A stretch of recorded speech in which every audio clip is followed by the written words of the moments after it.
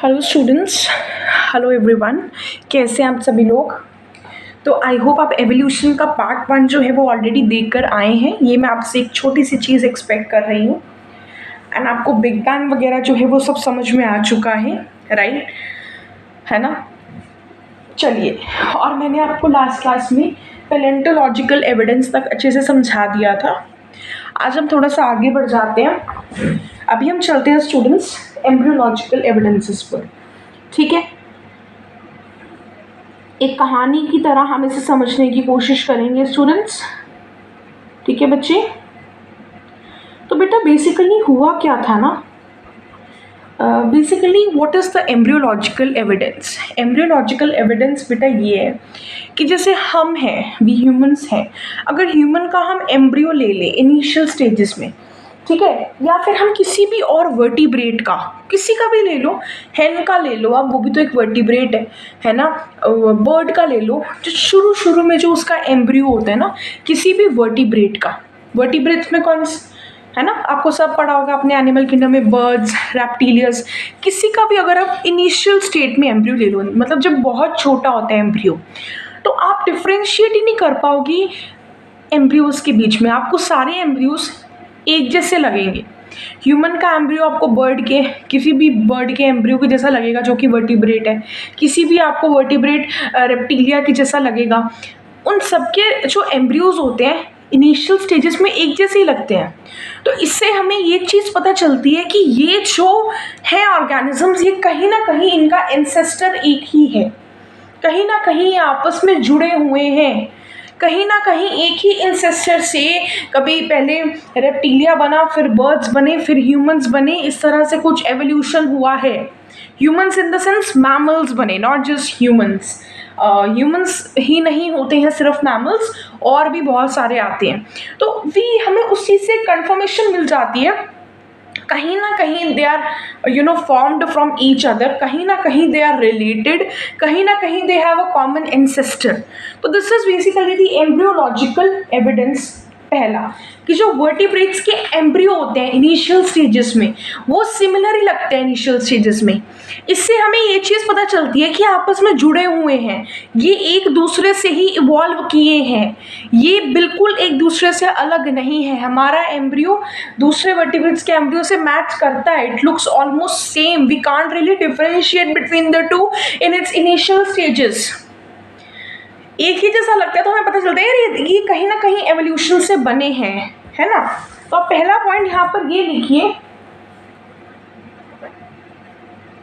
Vertebrates embryo resemble each other.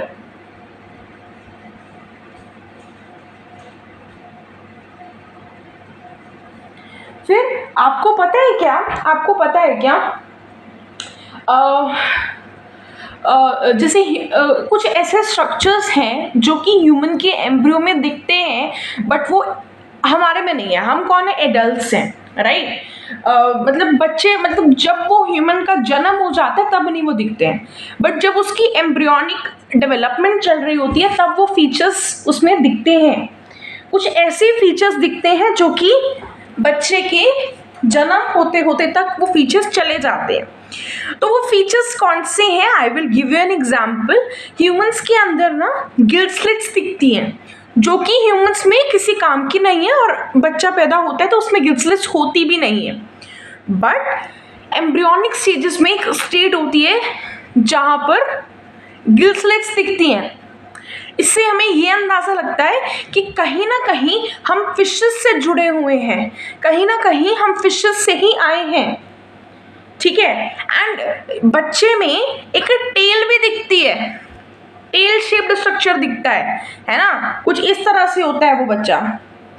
ये छोटा सा बच्चा है ना, ये आंखें तो उसकी खैर बनी नहीं होंगी अभी, इस तरह से कुछ होता है, उसकी टेल सी होती है ऐसे करके ना। मैंने प्रॉपर तो नहीं बनाया है ना, उतनी अच्छी ड्राइंग नहीं है मेरी। तो इस तरह से कुछ होता है, यहाँ पे उसके कभी कभी ऐसे गिल्ड स्लिट दिखते हैं एम्ब्रियोनिक स्टेज में।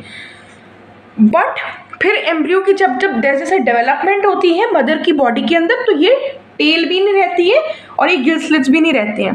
बट क्योंकि ये टेल आती है और ये गिल स्लिट्स आते हैं तो इससे हमें अंदाज़ा लग जाता है कि कहीं ना कहीं हम टेल किस में होते हैं, रेप्टीलिया के अंदर, कहीं ना कहीं हम बर्ड्स और रेप्टिलियंस से रिलेटेड हैं। ठीक है जी, ठीक है। तो आप यहाँ पे लिख सकते हैं certain structures are there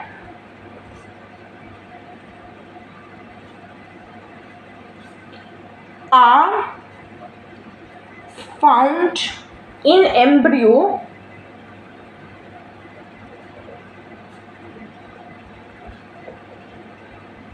but not in adult. मतलब वो फीचर्स जो हैं गिल्स, जैसे ह्यूमंस का हम टेकिंग एन एग्जाम्पल, बट ऐसा दूसरे एम्ब्रियोज में भी होता है।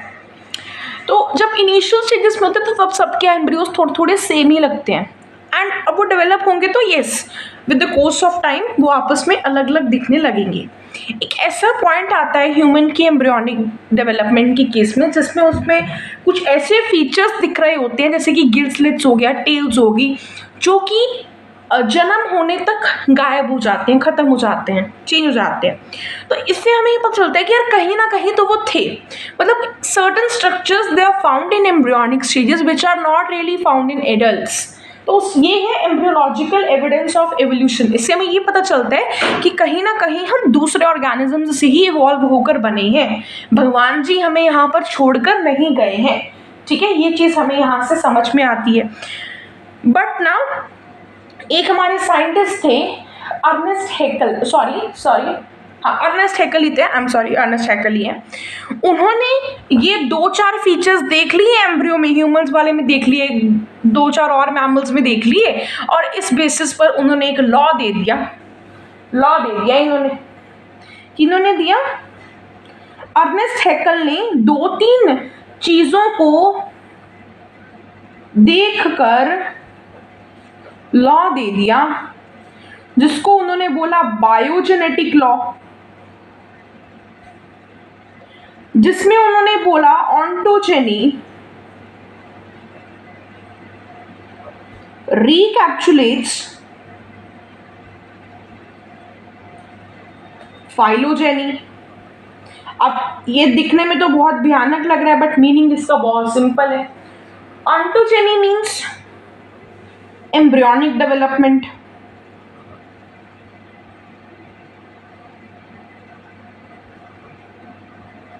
phylogeny means ancestral development। मतलब कि हम जैसे मैमल्स हैं वो किस तरह से एक कॉमन वर्टिब्रेट इंसेस्टर था, फिर उससे फिशेस बनी, रेप्टाइल्स बने, बर्ड्स बने, फिर मैमल्स बने। तो फिर मैमल से किस तरह एक मैमल आया होगा एंड देन उससे हमारे पास में ह्यूमंस बन गए धीरे धीरे कर कर। एवोल्यूशन ऑफ ह्यूमन में आपको पढ़ाएंगे किस तरह से होता है ना। तो इन्होंने बोल दिया कि जब एम्ब्रियो की डेवलपमेंट होती है तो उसमें हमारे जितने भी एंसेस्टर्स थे उन सबके फीचर्स दिखाई पड़ते हैं एक एक कर कर। ठीक है, तो इस लॉ को रिफ्यूट कर दिया था एक और अर्नेस्ट भाई साहब थे,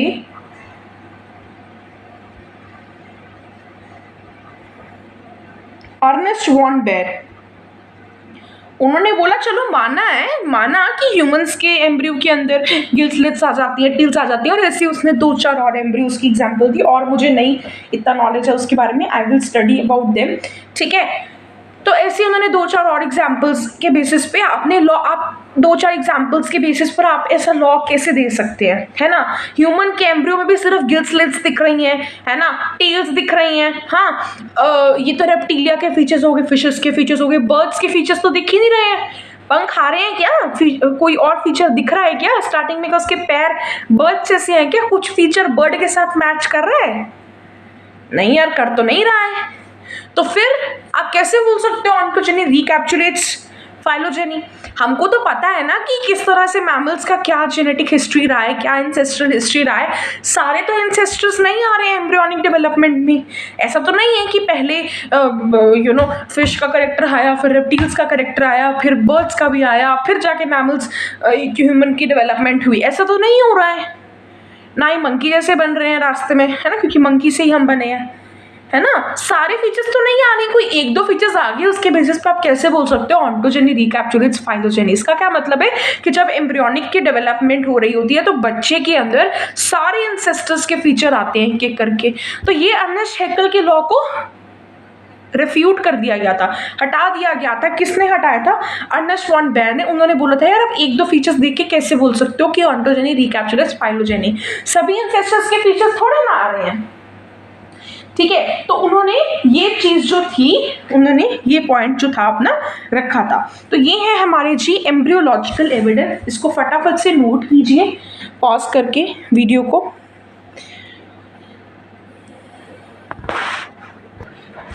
चलिए अभी हम बेटा स्टडी करते हैं होमोलोगस एंड एनालॉगस स्ट्रक्चर्स के बारे में।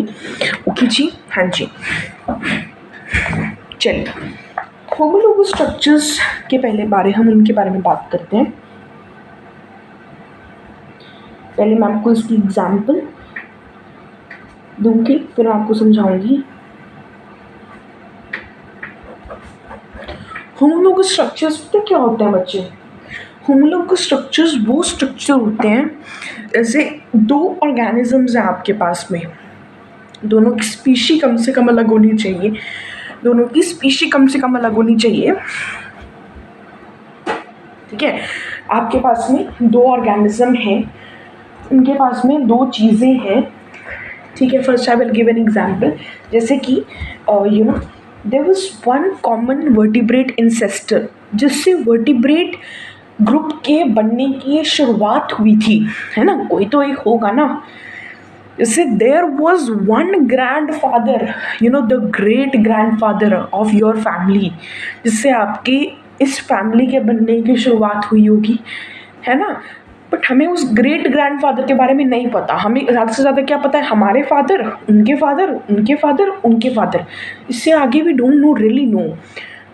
बट उनके भी फादर थे, उनके फादर, उनके फादर, उनके फादर, उनके फादर, एक इंसान था।